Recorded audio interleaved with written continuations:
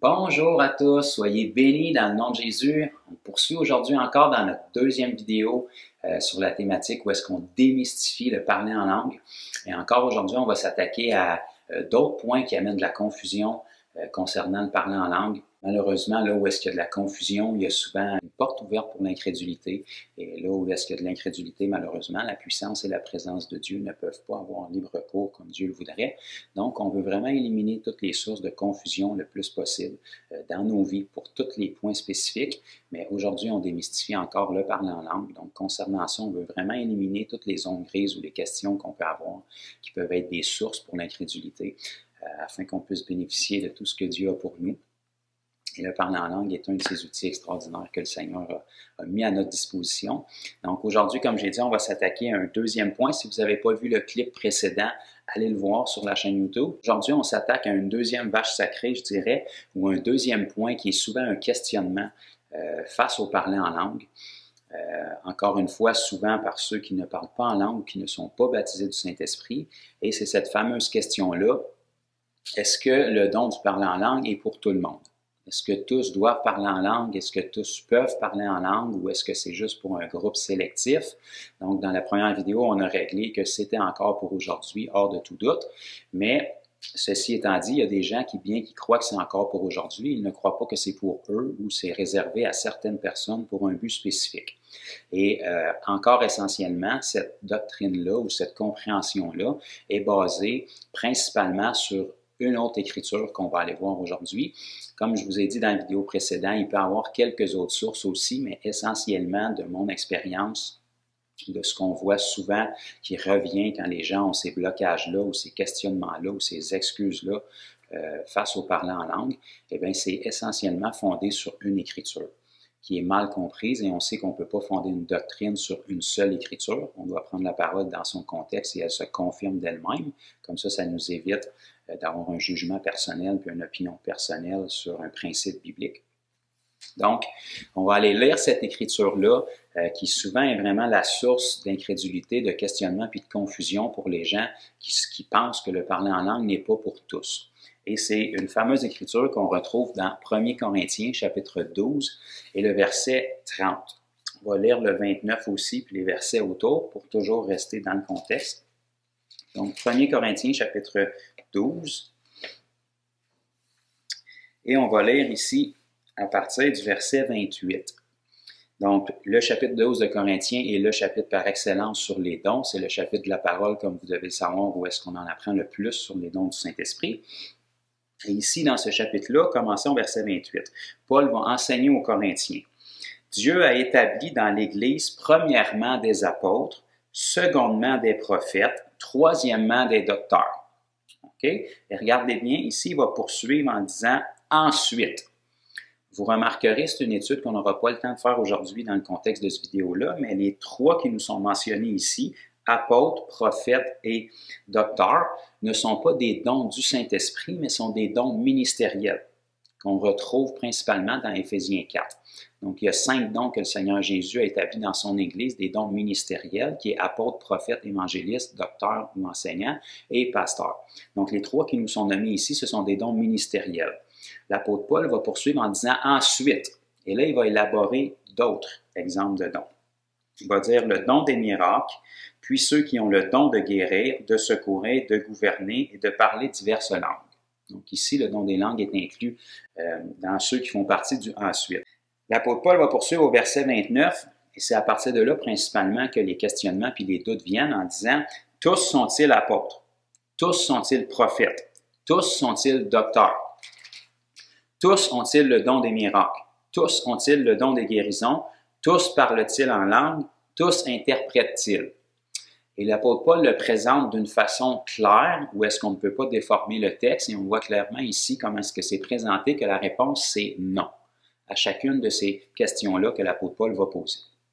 Alors, c'est de là que la majorité des questionnements, des confusions et des doctrines qui promouvoient l'idée que le parler en langue n'est pas pour tout le monde a débuté. Donc, le passage nous dit ici une multitude de descriptions, mais parmi celles-ci, ça nous dit « tous parlent-ils en langue » avec un point d'interrogation et la réponse c'est non. Et les gens pensent que puisque la réponse c'est non, c'est parce que Dieu ne désire pas que tous parlent en langue et que le parler en langue n'est pas pour tous. Donc, encore une fois, c'est important de comprendre ce que le texte nous dit. Okay? Ici, comme je l'ai mentionné, à partir du verset 28, les 3 premiers qui nous sont mentionnés, ce sont des dons ministériels.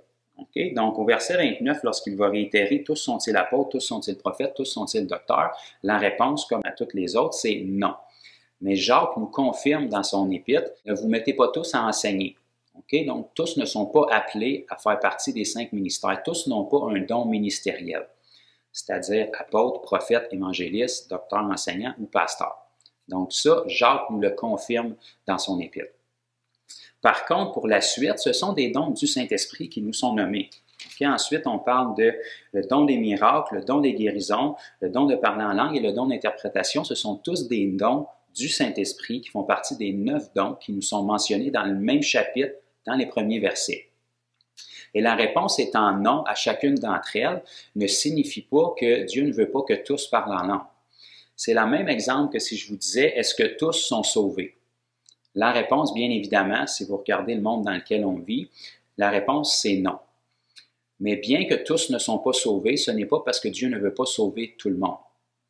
La Bible nous dit dans 1 Timothée 2,4 que son cœur, c'est que tous les hommes soient sauvés et parviennent à la connaissance de la vérité.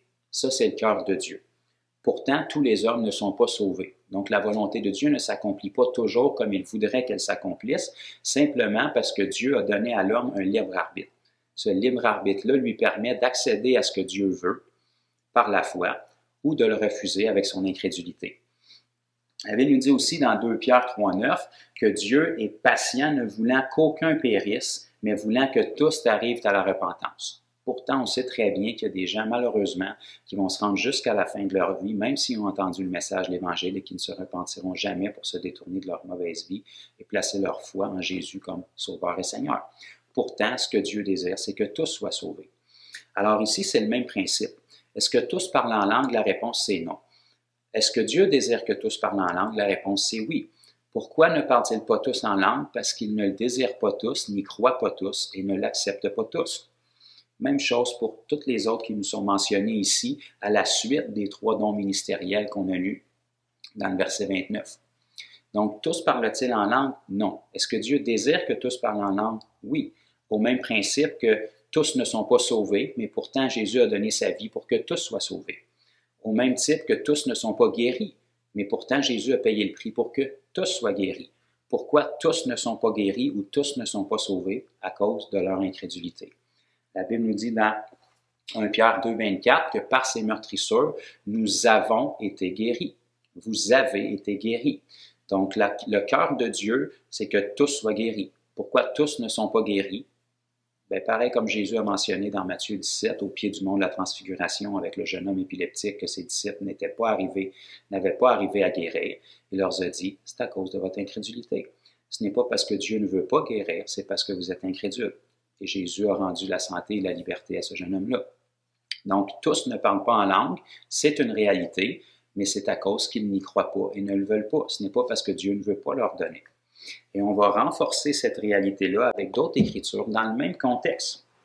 Donc, l'apôtre Paul va poursuivre dans le verset suivant. On n'a pas besoin d'aller loin. Et il va dire aux mêmes Corinthiens, aux disciples de Corinthe, aspirez aux dons les meilleurs. Donc, si le parler en langue n'était pas pour tous, il était réservé seulement à certaines personnes. Donc, ça serait complètement inutile et ça ne ferait absolument aucun sens que Paul, après leur dire que le parler en langue n'est pas accessible à tous, dirait au même peuple, à la même communauté de Corinthe, aspirez aux dons les meilleurs.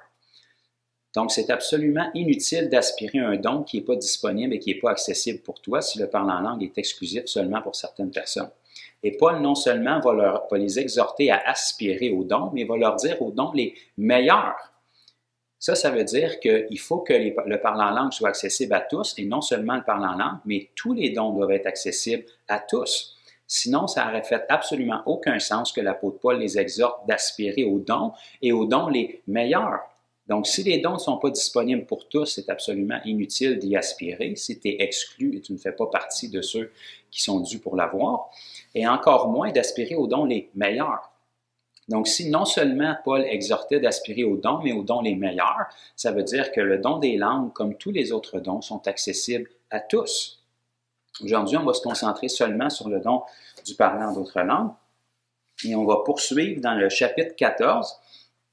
Et ici, au verset 4, on va voir que dans 1 Corinthiens, chapitre 14, verset 4, Paul va réitérer la même chose qui vient appuyer cette réalité-là. Il va leur dire, celui qui parle en langue s'édifie lui-même. Celui qui prophétise édifie l'Église. Okay? Donc, parler en langue, ça permet de s'édifier nous-mêmes. Celui qui prophétise, c'est parler au nom de Dieu, parler les oracles de Dieu, édifie l'Église, donc la grande assemblée, lorsqu'on est tous réunis ensemble. Paul va leur dire aux disciples de Corinthe, « Je désire que vous parliez tous en langue. » Donc, encore une fois, si le parler en langue n'était pas pour tout le monde et était un don qui était réservé à certains, ça aurait été complètement inutile que Paul leur dise le cœur qu'il avait pour eux, qui désirait que tous parlent en langue. Et Paul n'aurait pas pu avoir un désir que Dieu ne lui permettait pas d'avoir envers le peuple de Corinthe. La Bible nous dit celui qui prophétise est plus grand que celui qui parle en langue, à moins que ce dernier n'interprète pour que l'Église en reçoive l'édification.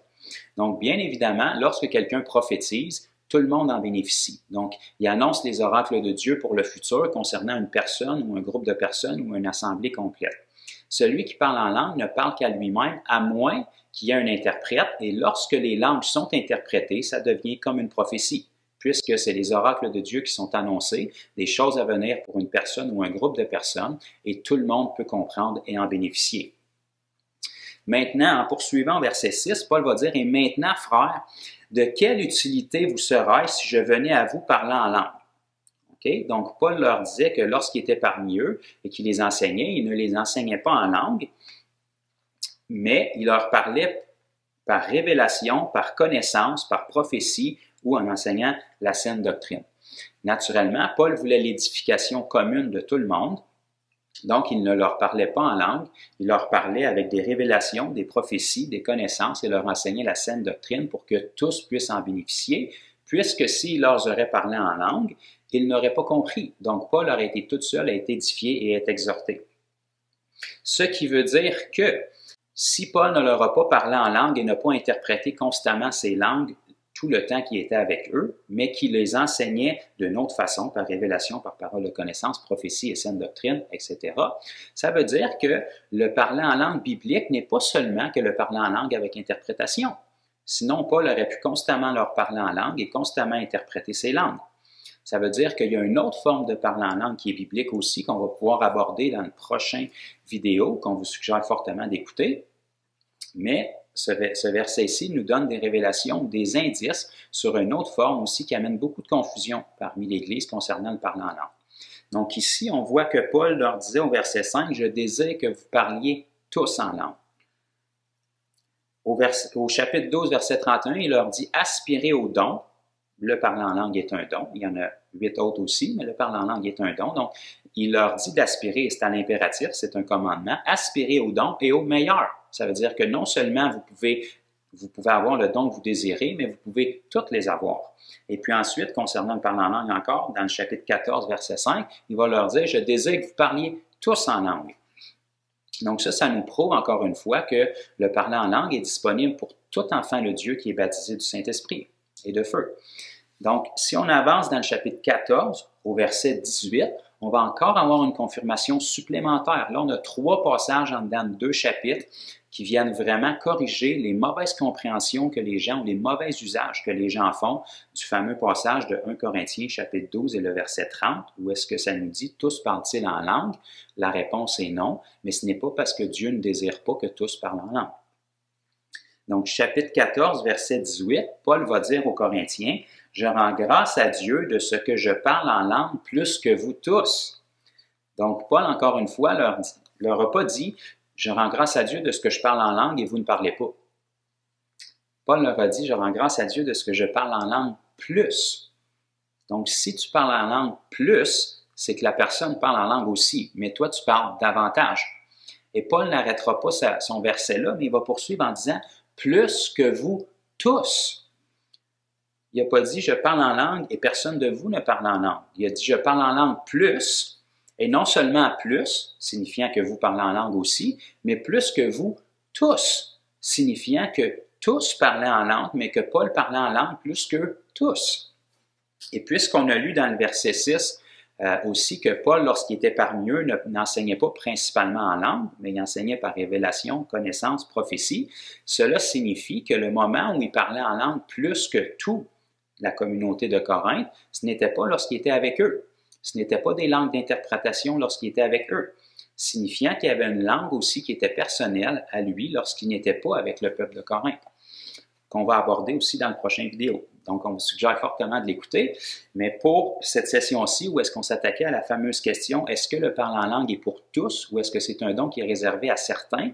Eh bien, ici, on a 3 écritures dans le chapitre 12, verset 31, chapitre 14, verset 5 et chapitre 14, verset 18, par la bouche même de l'apôtre Paul, qui nous confirme hors de tout doute, puisqu'on a 3 écritures qui stipulent la même chose, que le parler en langue, le cœur de Dieu, c'est que tous parlent en langue.